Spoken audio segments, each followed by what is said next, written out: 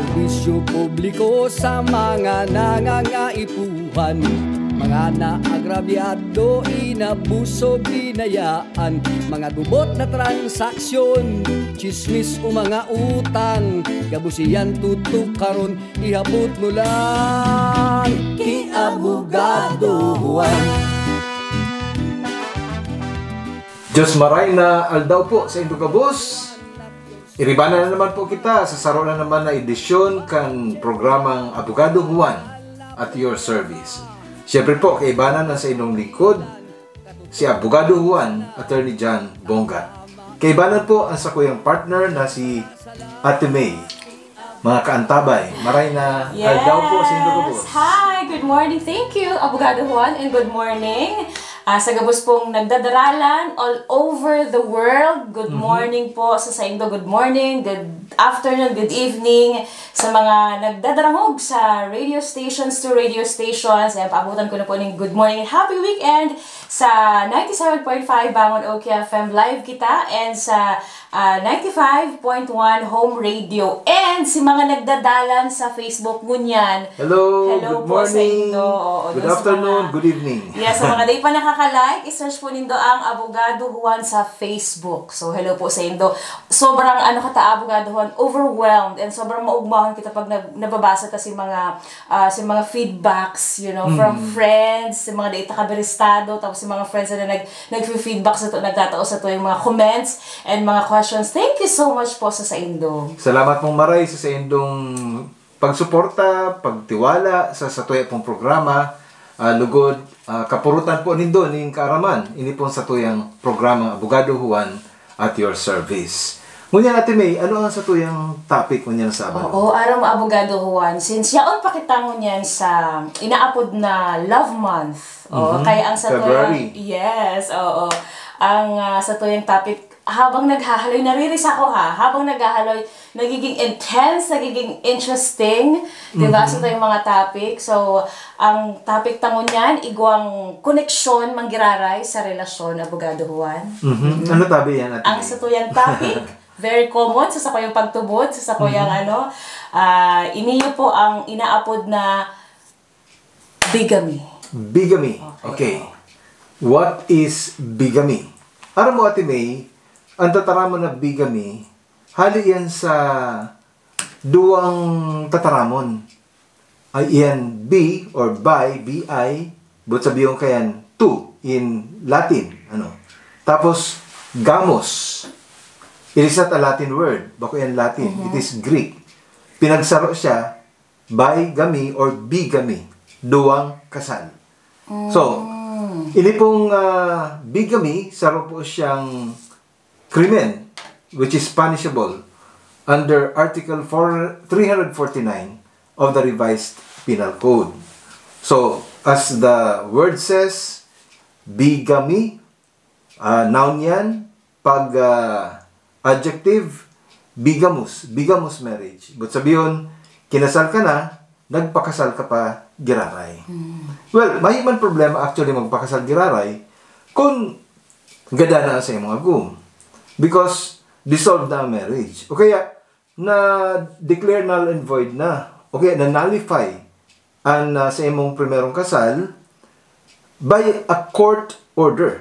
Nagkaigwa ng judicial process para po madeklarar na null and void o kaya na-nullify if it is a voidable marriage, in which case, you can already contract a second marriage. Mayo naman itong kasal. So, maka nang babayular na lay. Magiging bigamos lang yan if the first marriage is still subsisting. It is still valid. It is still legal. So, kung mayo naman si first marriage na na-dissolve na, nagadan, na-declare null and void, or na-nullify, o kaya, itong inot mong agum, o itong agum mo, has been judicially declared as presumptively dead. Di man talaga nagadan sa naaramong gadan, kundi naging absent siya, naghali, di mo aram kung siya nagduman, ang pagtubod talaga, pagtubod mo, pagtubod kang komunidad, ano siya? Gada na siya. without prejudice to the reappearance of the spouse. Itong absent spouse. In which case, magiging voidable itong ikaduwang kasal mo. Dapat, saro lang talaga ang kasal na nakarecord sa local civil registrar's office and of course to the Philippine Statistics Office. So, iyan ang bigamy in general, Ate May? Yes, opo. Ngunyan, ano ang bigamy? Ano yan? Sisi ang pwedeng magsangat yan. Yan. Isay po ang pwedeng mag-file kayang case na yan. Daw isay ba o itong agom mismo? Well, normally, ang nagpo-file ka yan, itong primerong agom na nabayaan, talagang agom gira rin ni ikaduwa, sayang agom, maging si husband or the wife. Pero bako lang siya ang pwede mag-file kaya, Ate May. Because the crime of bigamy is not a private crime. Bakong araw itong mga napag-urlayan na dati, itong concubinage, adultery, seduction, abduction, itong acts of lasciviousness, mga private crimes na ang pwedeng mag-file dyan, itong private offended party. Pero, in this case, pigkakategorize siya kang revised penal code as a crime against civil status. Di kaya pwede paglarawan ang record kang kasal. Di ka pwede magpa-oro-utro ng kasal. Kung gusto mo lang. In fact, dipisi lang yun magpakasal. Bigla-record nga ni ang Senomar, baga. Certificate of No Marriage. Nahali nga ni sa Philippine Statistics Authority. Itong dating NSO. PSA naman yan. So, digdi, saro siyang a crime against civil status. So, it's a crime against the state. Today, pwede nga ni paglarawan. Sabi ko nga ni, ang records pag-abot sa kasal, ay kabali itong mga birth and other official records of the status of a person na namumundag digdiyo sa Pilipinas o sa Kinaban. Pareho yan kan iba pang mga crimes na defined as crimes against civil status. Arugad itong Article 350, 351, and 352. Ang 350, itong aram mo man na, nagpakasal ka, pigdaya nindo, si age, para makasal na, bawal baga na minor na ikasal, because that will be a void marriage. O kaya, nakikontsaba ka sa civil registrar o sa mga tauhan dyan, natawan ka mo ng marriage license na they nag-comply sa mga requirements kang marriage license, violation yan kang Article 350 because it is also a crime against civil status. Itong pigdayaan nindo ang mga requirements. That is also a crime under the crimes against civil status of persons.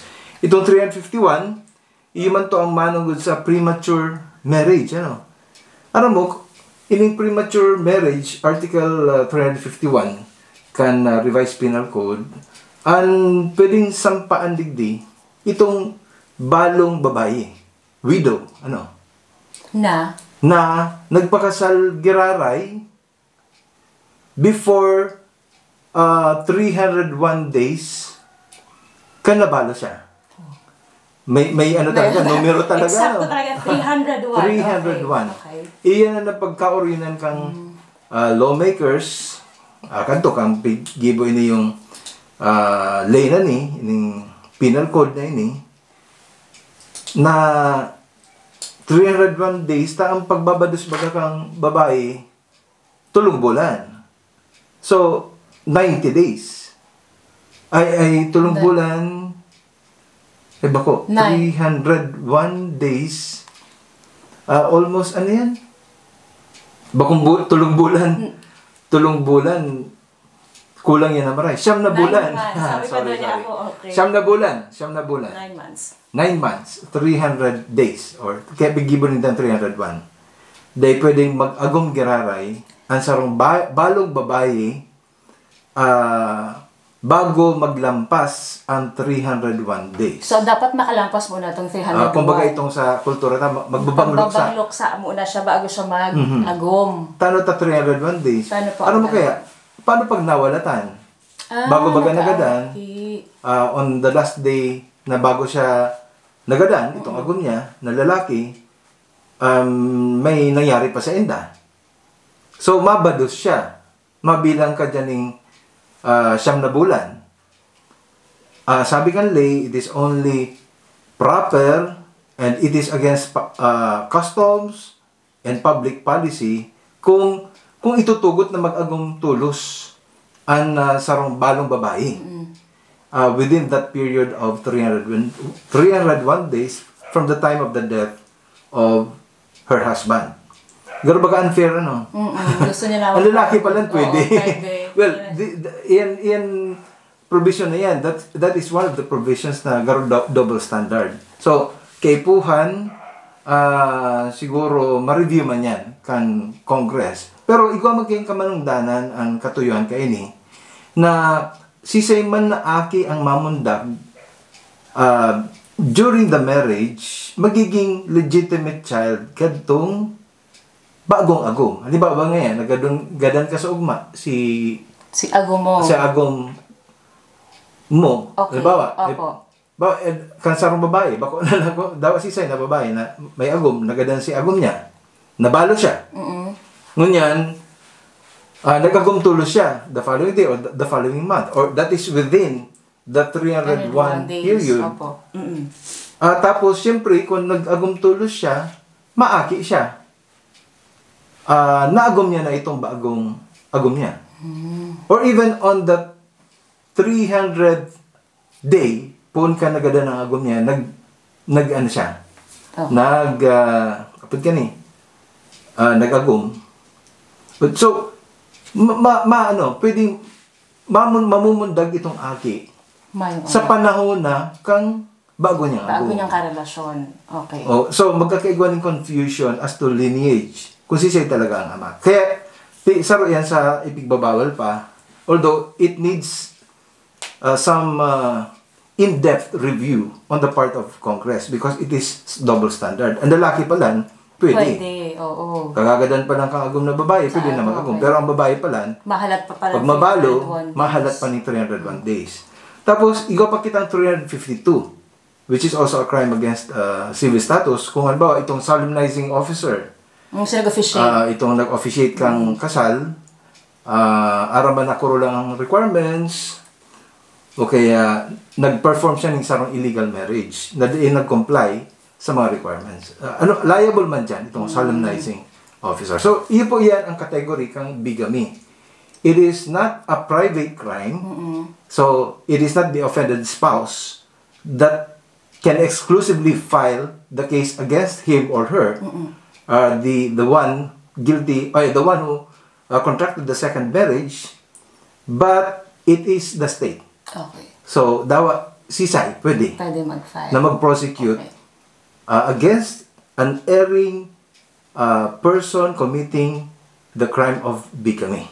Okay. Because it is a crime against civil status, which is a public crime. So, Abogado Juan, mangyayari lang ba ang bigamy pag nagpakasal ka? Kung daiman nga ka man nagpakasal, nag-ibanan lang. Kung di ka man nagpakasal, may bigamy. Pero it doesn't necessarily follow na mayo ka nakokomitir na krimen. Ninhuli nga ni kung di ka man nagpakasal pero nakikiibanan na itong halimbawa, lalaki na agom mo, halimbawa, babae ka, may agom kang lalaki, dahil mangyari siya nagpakasal doon sa bago niya babae, pero nakikipagsaruan siya. That is not bigamy, but that is concubinage. Itong cohabiting with another woman. Itong ihaharong mo, either sa conjugal dwelling or in a separate house. Na kung saan duman ka na talaga nagtuturo, duman ka na nag-i-star, you're treating that woman as a mistress. Na yun na talaga ang pigmimirar mong, ano yan, garo-agong mo na, o duwa-duwa, pigsasabay mo. Or, that is concubinage. Opo. Kung babae man, adultery. Adultery, oo. And every sexual act committed is an adulterous act. But sabihin, mapoprosecute for every sexual act under scandalous circumstances. So, iyan ang pasakalita. Iyan ang pagkaaga. Yes, abogaduhan ko, igwa ka mo mga questions, mga kahaputan po sa satoy pong topic na iyan po sa tuyang pag-uurulayan ngunya na Sabado. Pwede po nitong i-private message or isend po sa tuyang Facebook page ang Abogado Juan and sa pong text line. Ang text numbers ang 0929-259-5441 and 0927-431-3899. Alright, Okay, so, mabuelta po ang programang Abogado Juan at your service. Ang Abogado Juan at your service. Hatod sa Indo ka Northern Quest, Canadian Immigration Services and Filipino-Canadian Immigration Lawyer, Attorney Earl Francis Urino Dacara, and home-baked by Farah.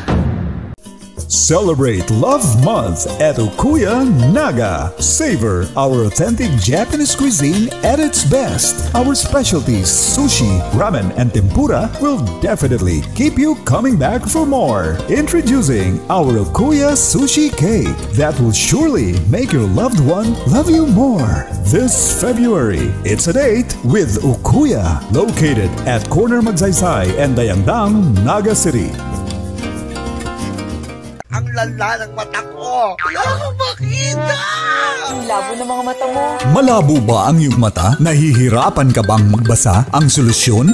Mariano Optical. Meron silang computerized and comprehensive eye examination, branded yet affordable frames, full ultraviolet protection in clear lenses, at contact lens center, all day, every day with Zeiss lenses. Mariano Optical, located at the ground floor, Libes Building, J. Hernandez Avenue, Naga City, with Rinconado Branch at number 79, Goleta Building, San Juan, Nabua, Camarines Sur, near BDO. You may call Mariano Optical, Naga Branch at 0950-575-4465 or Nabua Branch at 0939-371-7065. Nakahanda si Dr. Marites Mariano Castro at si Dr. Mariel Mariano Castro para tugunan ang inyong pangangailangan. Mariano Optical, serving Bicolano since 1978. Mariano Optical, your vision and eye care specialist. For your hungry tummy, come to McDonald's. Drive-thru at McDonald's Magsaysay or dine-in at McDonald's SM City Naga. McDonald's, love mo, love ko to. Love ko to. Abogado Juan at your service.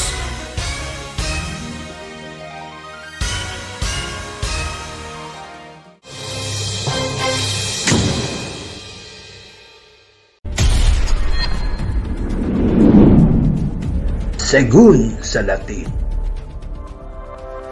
Yes, welta kita mga kantabay sa programang Abogado Juan at your service. Kay Ivan po ginari si Ate May and si Abogado Juan. So good morning po sa mga kaka-tuned in pa lang, sa mga kakabukas pa lang kan sa itong mga radyo, as in kadalan pa lang sa Facebook page. So bago ko nag-commercial break, na mention na or natukarta na sa tuyang topic ko niya na Sabado, ang bigamy kung sa inyani po mga kantabay, ang paglaog sa ikaduwang marriage pero kasal pa siya duman sa inot.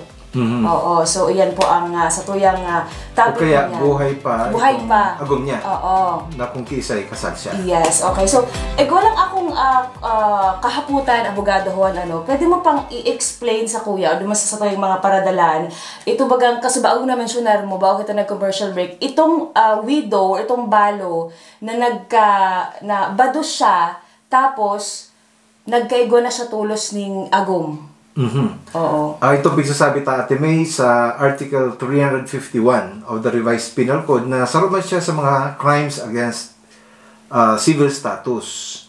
Aram mo kaya, ang intent kang law, kung tano tayo kitang 351, na kung sayin, pigbabawal baga, ang sarong balong babae na mag-agom giraray, pakagadan kadtong agom niyang lalaki within 301 days o sa laog nin 9 na bulan ninhuli nga ni baga ta sabi ta kasubago 9 na bulan talaga pigbabados ang sarong akion ano kaya dapat paaki kumbaga palihison iyan rule na yan nag-a-apply kung day siya bados. So nagada nang sa iyang agom na lalaki day siya bados, day siya pwedeng mag-agom tulos within that period of 9 months. Ninhuli nga nita kung maagom siya tulos baad bados siya tapos okay, day. Yan pala, bados siya, day niya aram. So, maaki siya, habang agom niya na itong ikaduwang agom. So, maluwas, aki na itong aki niya sa inot, kang ikaduwang agom niya. So, magkakaigwaning dikit na confusion because ang man na aki na inaki during the marriage will bear the surname of the husband. O sa katakasal na siya, pakasal tulos siya. Within 301 days or within 9 months from the time of the death of her husband. Pero kung bados siya, aron niyang bados siya, kang nagadan ang sa iyang agom, halato niya nang mag-aki siya. Bago siya Di after 9 months. Maka-agom giraray. No. Halimbawa, agom na na siya? Bados siya ng 3 months, halimbawa. Halato niyang mag-aki muna siya bago siya pwede mag-agom. Giraray. Para itong aki niya, sakop pa kadtong inot na agom. Managadan. So, ang apelyido kadto, duman pa sa inot na agom niyang lalaki. Magiging legitimate child pa siya kadtong first husband niya. Actually, sa sitwasyon ko kaya ako nabayaan ako kang sa kuyang ama na aksidente si ama ko December 24 ako 3 months old 3 months sa laog kang tulakan sa kuyang aki sa kuyang ina. So inaki ako June within that period ay siya nag-agom. So pag-aki sa ko ang apelyido ko doon pa sa doon sa ama ko talaga. So may confusion kung talagang di pa managagom. In fairness man the mother nag-agom siya after 5 years. Nabalo kaya siya at the age of 27 or 26 bago siya nag-agom giraray. Kaya ako nabayaan. So they ma-apply sa iya ang 351. Minuli niya ata 5 years. 9 months lang ang bawal. Okay, akong bados na siya, arog sa sitwasyon niya, bados siya sa kuya ning 3 months. Ako ang yaw sa tulak niya. Di mo siya nag-agum even during that pregnancy. Nag-agum siya 4 years or 5 years after I was born. So, okay lang yan. Alright. So, salamat, Abogado Juan, sa pag-clarify mo. And, syempre, sunod na po, mga kaantabay, and Abogado Juan, ang sakuyang Latin. Yes. Latin Maxim tangon yan. Latin Maxim. Opo. O, dito na po para palo yun. Ang Latin Maxim tangon yan, abit nemine, ano yan, Ate May? Salutato. Abit nemine salutato. Ang kung sa English, ano sa English yan, Ate May? Sa English, he went away without bidding anyone farewell. Okay, ang sakit naman. Basta na lang huminali. Bigla na lang siyang nawalang parang bula. He went away without bidding. Farewell. So, they man lamang nagbabay. Nagpa-inform, nagpasabi. Well, pwede tayong i-relate sa sunod na magiging topic. Takasubago baga, pigi-explain ta kani, ang bigamy, ang bigamy baga, pag mag-agum giraray, so duwa ng kasal, bigamos yan, violative of Article 349 of the revised Penal Code. Ngunyan, pwede daw na dawa makapang prueba na talagang as in death certificate na gada na talaga sa imong agong. Pwede ka daw mag-agong giraray. Ayan, albawa, biglang nawara si agong mo. Naghali. Di nagbalik, Pero di ka mo nag-iwan. So, you are, kumbaga, in limbo. Di mo aram kung nasa ina talaga. Para halat ka, nagpara-investigar ka. So, mayo siya. So, absent siya. For many years. Ngunyan, pwede ka daw mag-agong giraray, Ate May. Siyempre, Abogado Juan, mag-giraray ako. Po dyan, mahanap or maagong mag-giraray ako. Kung lonely. Oo, nabayaan. Siyempre, maagong. Oo. At saka yan si siya lang ang iguana, talagang nagwawara-wara lang. So, ang answer ko, mag-giraray. Mahanap ka mag-giraray talaga. Well, not necessarily na mahanap. Well, of course, kung talagang namumundo man pala, pero kaya, baadi ko man nagsisigay-sigay dyan, na nag-relasyon man, araman na talagang mayo na sa imong agum, dahil na nag-aperisir, dahil na aram kung talagang yaw na sa Pero, aram mo Ate May, para ma-declare talaga na presumptively dead under Article 390 of the Civil Code, kay Puan kaya may well-founded belief, may well-founded belief ka bilang agum na talagang talagang gada na ninhulingan ita day na siya makuha, day na nang kontak, day na aram kung yaon talaga sa So, in which case, absence of 4 years, pwede na. Pwede na mag-agong giraray. 4 years. Pwede mag-agong giraray. O kaya, 2 years. Pwede pa. Pero, dapat ang circumstance dyan, pag 2 years, ito bagang nakapalaman sa Article 391 of the Civil Code na nagsasabi na kung ang pagkawara, itong missing na sa imong agum, halimbawa, kung kang huring nakontak mo siya o naghali siya, yaon siya sa sarong halimbawa barko o kaya eroplano, tapos missing itong eroplano and barko.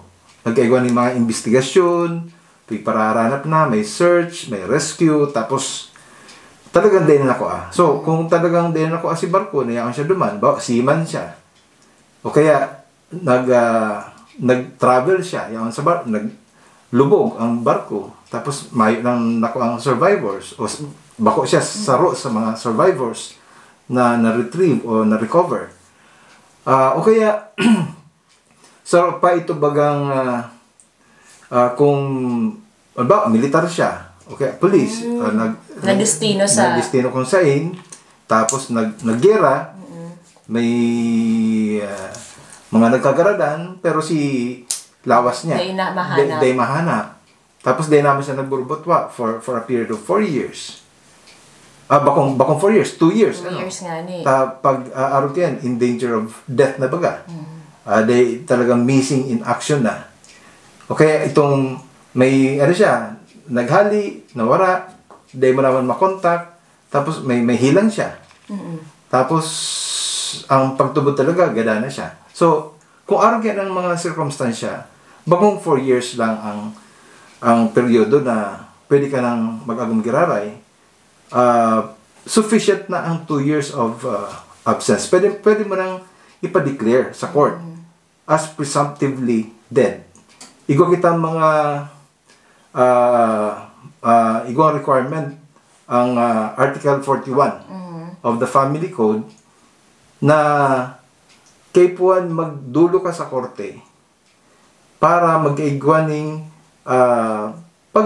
pag-prove, may prueba sa paagi ng mga affidavits, sa sarong summary proceeding as provided for in Articles 239 to 247 of the Family Code. Bagong ano yan, kang 1988 sa Family Code, na pwede nang i-prove ang presumptive death kan sa imong agum kung nawara siya o missing sa circumstansya na naunambitan ko ani. Base sa Article 391, o kaya kung mayo man ang mga circumstansyang araw kayan, after 4 years, pwede ka na mag-agum.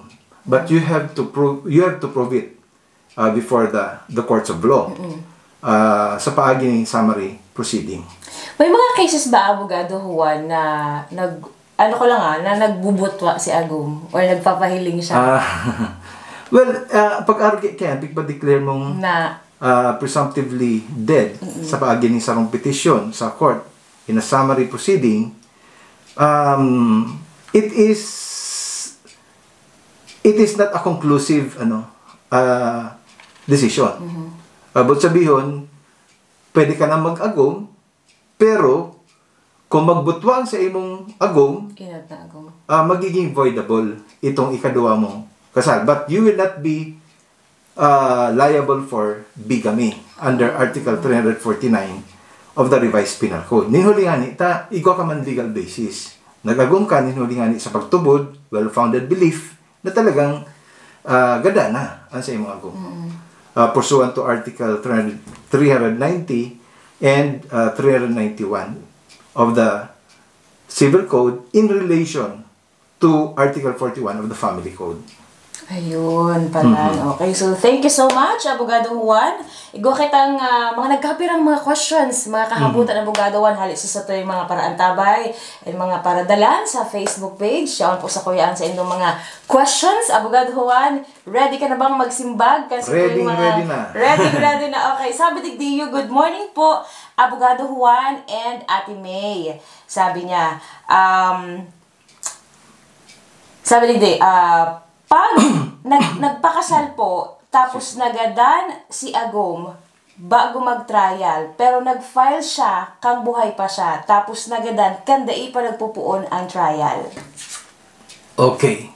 Ano kaya, basic kaya sa bigamy, kaya dissolved ang first marriage But sabihon, gala na siya, o kaya na-declare null and void or kaya na-nullify itong first marriage. Absent such decision of the competent court declaring the first marriage void from the very beginning or nullified under the causes provided under the Family Code, kaya pwede pang mag-agum, giraray. And the second marriage will definitely be considered as a bigamous marriage, and you will be held liable under Article 349 of the Revised Penal Code. So, dyan sa kaputan mo, kung nagadan before the trial, but sabihon, igwan ng pigsangat na kaso. So, kung may pigsangat na kaso, kang nabubuhay pa siya. Tanagadan siya after the filing of the case. Kaso, day pa nagpupuan ang trial. Ang trial. So, ang reckoning point dyan, at the time of the second marriage or the celebration of the second marriage, itong pagkasal na ikaduwa, buhay pa ang agum o day na? Gada na. Day pa, buhay pa. Buhay dyan, pa, sa sitwasyon na yan. Kung buhay pa, talaga, magiging bigamous marriage pa yan. Okay, so thank you so much. Digdi sa naghapot. O yun pa po, Abogado Juan, ang kahaputan, sabi digdiyo. Abogado Juan, paano pag nagpa-convert sa Islam or Muslim para makaagom ng dakol? Dakol pati, bako lang duwa. Okay. Well, actually, naging creative ang mga Pilipino, para maka-agom giraray, they convert to Islam para makaiwas duman sa bigamy na pigapod. Although Kristiyano sinta kang first marriage, sa second marriage naging Muslim na. So ang paghuna din na magiging liable for bigamy. sa sarong kaso kang Supreme Court na pigdesisyonan kang 2011 di ko lang matandaan si exact exact title kang case. Sabi naman na daid yan magiging depensa. Kung may magkaso ng bigamy, ninhuli nga ni saro sa mga requirements talaga kang Muslim law na talagang sincero ka. Na talagang nag-convert, ninhuli nga ni gusto mo mag-Muslim. Bako ninhuli nga ni gusto mong dakol na ang gulpi mo, gusto mong magpakasal kiraray. Igwa man sa ibang jurisdictions other than the Philippines, aron man kayan ang decision ninda na kung saan like for example in one case in Ceylon, nagkaigwa ng decision, landmark case sa nasyon na ito na nagsasabi na kay puan ma-prove kadtong nag-convert sa Islam as in nagpakasal pero itong first marriage niya Kristiyano siya, na talagang sincero siya na mag-convert to Islam. But sabihin may prueba siya na nag-attender siya ning mga services sa mosque. Assalamu alaikum sa gabos sa mga paradalantang Muslim, mga barkada dyan, dito po sa Bicol, dito po sa Ciudad de Naga. Assalamu alaikum. So, duman sa desisyon kang Supreme Court kang 2011, kung di ko napapasala, sinabi kang Supreme Court na duman kayo sa kasong ito, garo may nagkulang sa mga procedures. Dahil man pala sa Muslim law pala, dahil man as a general rule, they do not encourage polygamy.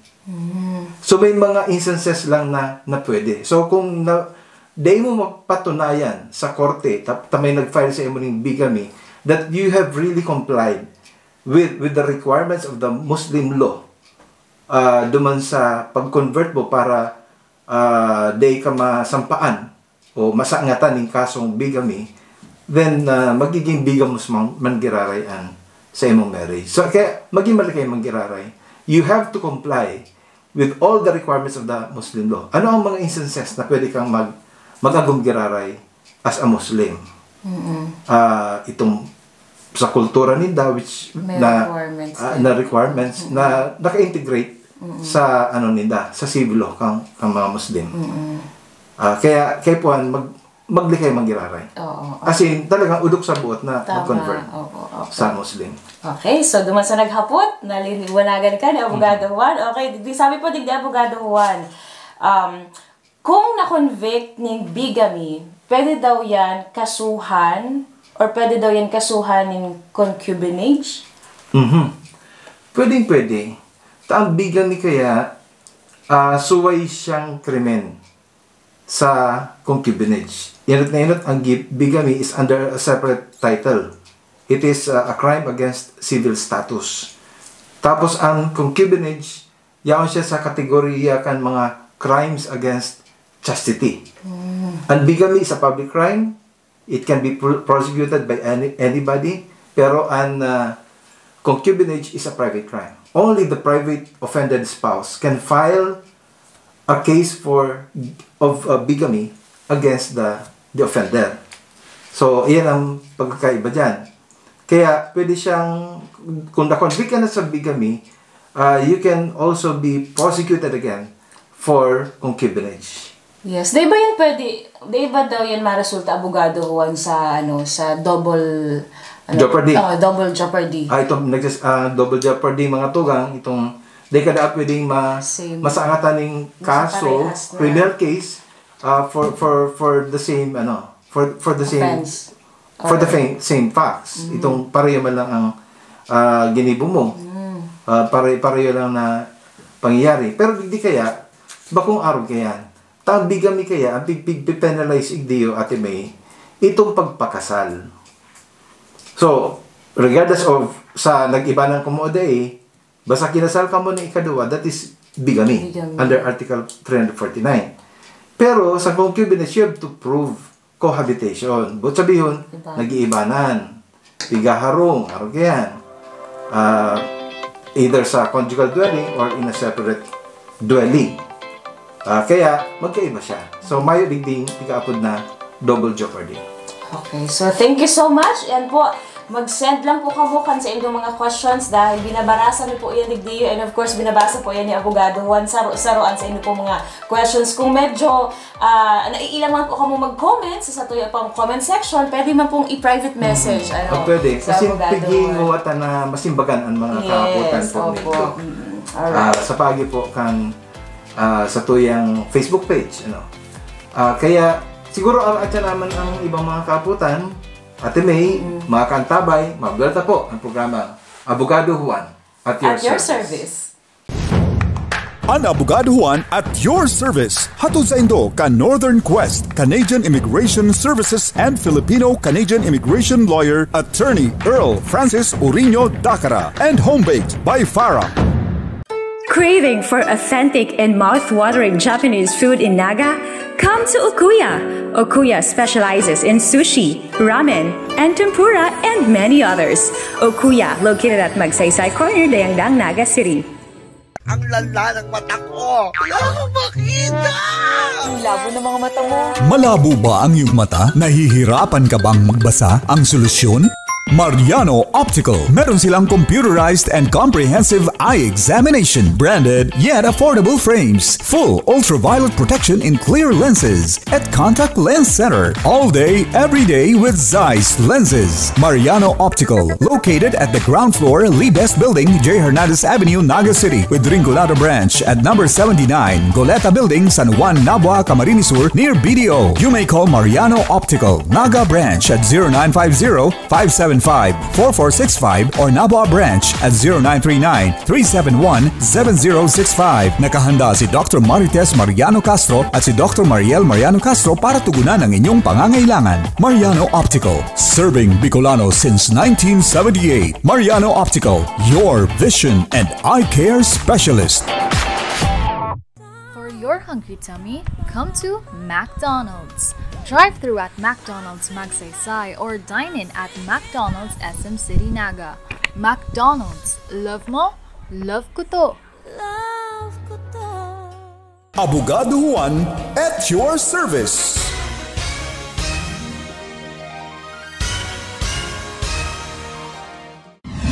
Apod na, kay Abogaduhan. Apod na, kay Abogaduhan. Pwede po tabi maghapot, Abogado Juan. Abogaduhan, may nag-utang po sa ko. Nagtatago po, tahabo, magbayad. Biningaan po ako kang sakong boyfriend.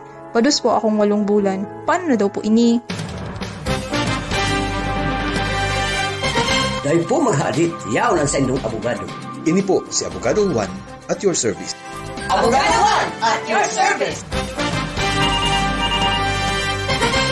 Apod na, kay Abogaduhan. Balta kita mga kaantabay sa programang Abogado Juan at your service. Kaibanan po man po ginaray si Ate May and si Abogado Juan and kamo po na nagdadaralan and nagdadamog po sa 2 radio stations and dadalan sa Facebook Live. Abogado Juan, balikan ta lang itong subaagong naghapot, manunungod duman sa pighapot niya itong kung pwede da siyang magpa-convert ng Islam para dako siyang para maka-agong-graray siya. Okay. Ngunyan, ay gumang mga cases or gumang mga situation talaga na nagpapa-convert ng Muslim or Islam para makataka sa bigami or makaagong ulit. Well, as mentioned earlier, nasabi ko na nga na naging creative ang mga Pinoy pagkapag dyan. Na kung saan nagpapa-convert talaga para makaagong giraray. Kung may man kayong mga kaso, may man mangyayari kaya. So, pero sa sarong sitwasyon na may nagkaso nga ito nga na-mentionar ko na igong kaso, itong Nolyora versus People of the Philippines. Kasi bago day ko lang na ginunduman si title, pero ngayon na ginunduman ko na, GR number 191425, September 7, 2011. So, yun ang sarong landmark case na nagsasabi na na kung saan day pwedeng palusot an pag-convert sa Islam para makalusot nga sa bigami. Sabi nga ni kang Supreme Court, yan ang PD 1083, the Code of Muslim Personal Laws of the Philippines. Di man yan pwedeng gibuon na lang na pangtakop sa paggibo ng sarong krimen. To be able to escape prosecution of for bigamy, for example, or any other crime. Di pwedeng gamiton ang batas na ini, ang lay na ini, para maitago ka sa anuman na criminal liability. Especially so that in this case, na sabi kang Supreme Court, base nga ni sa PD 1083 ining Code of Muslim Personal Laws of the Philippines, that monogamy is the general rule even among Muslims, in Muslim culture. Dahil man nangulugan na Muslim ka, gulpi ka ng agum o basta ka na lang maagum ning pira dyan. Because polygamy is only allowed to meet urgent needs, as defined by Muslim personal laws and in their culture, subject to certain exceptions. Dapat mag-comply dyan. Digdi kayo sa kasong ini, sa Nolyora versus People, they nag-comply, kaya napatunayan kang korte na bigamous magyari si marriage, even if the second marriage was celebrated under the Muslim marriage. Kaya man talaga nangahulugan na kung ma-convert ka, you'll escape liability from bigamy. Kung igo talaga magkaso. Kaso, ang nangyayari ba niya, may nagkakaso sa iba, kaya they go scot-free na hiding under the cloak of Muslim personal laws to be able to escape liability, especially prosecution for bigamy. So, yun po yan ang kaso ni Nolyora versus People, GR number 191425, 2011. Alright, so thank you so much, Abogado Juan, sa imo pong kasimbagan. And as promised, aron po kan sinabi mo sa bago, kuha po kita mga kahaputan hali po sa Indo and willing po giraray kita digdi sa programa na magsimbag. Mga 2 questions na lang. Okay, sige po. Okay, sabi digdi Abogado Juan and Ate May, kung itong agom ang pigkasuhan ng bigamy, liable man daw kaiyan si pinakasalan? Okay. As a general rule, unliable talaga sa bigamy is the one who committed the bigamy or the bigamous marriage. Ito nagpakasal na ikadua. Pero, they man necessarily or automatically exculpated or absolved from liability itong sa iyang pig-agom na ikadua. In a long line of cases, pigsasabi kang Supreme Court, mga tugang, na ang biktima da sa bigamy, bako lang si primerong spouse, kundi itong inagom na ikadua. Or na, pag day man siya nag-aram-aram na, igo pa ng prior marriage itong pinakasalan niya. Pero, sabi kang Supreme Court, in the case of Leonila Santiago versus People of the Philippines, GR number 200233, July 15, 2015, sabi po sa kasong ini, kung igwada ang pagkaaram, itong ikaduwang agum. Ano po? Kung aram niya na kasal itong pigaagum niya, then he or she will be held liable. In this case, Leonila Santiago, the petitioner before the Supreme Court, pig-question niya kaya itong decision kang RTC and the Court of Appeals na pig-convict nga siya as a co-accused. Ordinarily kaya, pag ma-file ka ng bigamy, it's only against the person who contracted the second marriage. Pero kung may prueba, itong nag-aakusa, in this case, itong first wife, na may knowledge man itong second wife because of itong mga witnesses, nagsabi na araman in the community, na aram na Katong second wife na talagang kasal, itong sa iyang agum, itong inagum niya o nagkaagum man sinda, liable siya as a co-accused, and the Supreme Court held that the second spouse, itong ikadawang inagum, katong nag-contract ng bigamous marriage, shall be held liable as an accomplice. Accomplice siya. Kumbaga, di man kaya kasabwat. Di man kaya mangyayari ang bigamous marriage kung di siya nagtolerar kayan. Dawa-aran niya na sala. Okay. Dawa-aran niya na kasal. Ito sa iyang papaguman. Yes, alright. Agumon. Okay, so thank you so much, Abogado Juan. Sabi digdi, good morning po, Abogado Juan. Ano man po ang penalty kayang bigamy? Penalty kang bigamy. Sabi the penalty for bigamy is having 2 mothers-in-law. Dahil man sa actually, love ko ang mga biyanan. Although, subalan po yan, joke lang po yan. Ang penalty po sa bigamy, prison mayor. Pag prison mayor, it is an afflictive penalty. Pero ang afflictive penalties, itong reclusion temporal and reclusion perpetua, 20 years ang ang prescriptive period. Ngunyan, hindi po prison mayor. Ang reclusion temporal is 12 years and 1 day to 20 years. Tapos ang reclusion perpetua above 20 years. So digdi po sa prison mayor 6 years and 1 day up to 12 years. Although this is already considered as an afflictive penalty. Okay. Sabi digdi, Abogado Juan, hanggang noarin mo pwede i-file ang bigamy na case? Or, tama. Okay.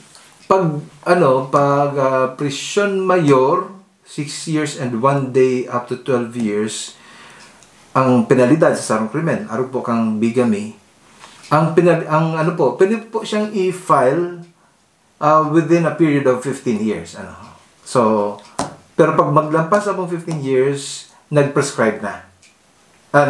Diretso na kasuhan pa ang sarong tao na nag-committer ng bigamy. Yes, sabi digdi, Abogado Juan, kung 20 years na, tapos dahil pa nag-file ng kaso, paano po daw yan? 20 years na. Tama. Dahil na, kumbaga, extinguished na ang criminal liability. Araw ba kaya, ang purpose kang prescription, ito bagang, maging marigmat man ang mga tao na naapektaran, na magsaangat ng kaso. Kung maglalampas na nga ng mga kasong iyan, depende nga sa gabat kan kaso, but sabihin, pero may may pagtugot o may pardon o may condonation. Okay, so ayan po, sana po nasimbagan mi po ang sa inyo po mga kahaputan, and padagos pa po kamo mag-send kan sa inyo mga questions digdi po sa satuya pong Facebook page ang Abogado Juan. And thank you so much, Abogado Juan, sa pagsimbag mo aram ko. Ano ka na? Paaram na kita. Yes, sa programang ini, gusto ko lang po giraray gusto ming pasalamatan ang gabos pong sponsors, lalo na po kamong mga nagdadarangog po digdi sa tuyang programa Abogado Juan at your service. Digdi po, you are number 1. Yeah. Digdi po sa programang ini, sa tama sana kita. Tama, ansala. Sa Sabado po girara, ini po si Ate May Di Maano. Mga kaantabay, ini po si Abogado Juan at Jan Bongga at your service. Liwanag ay hinahanap-hanap ng bayan.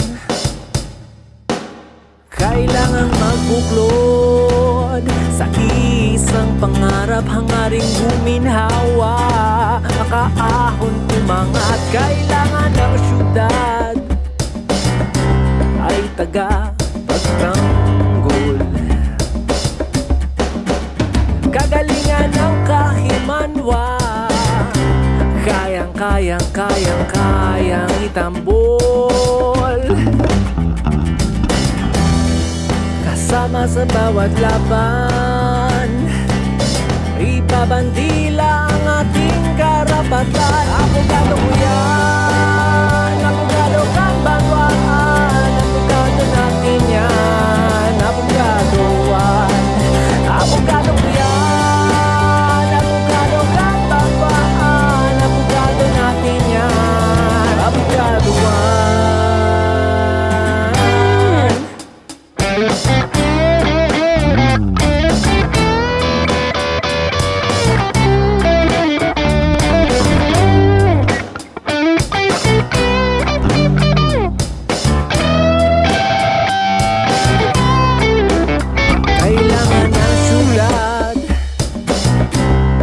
Tagapagtanggol, kagalingan ng kahimanwa, kayang itambol, kasama sa bawat laban. Ibabandila ang ating karapatan.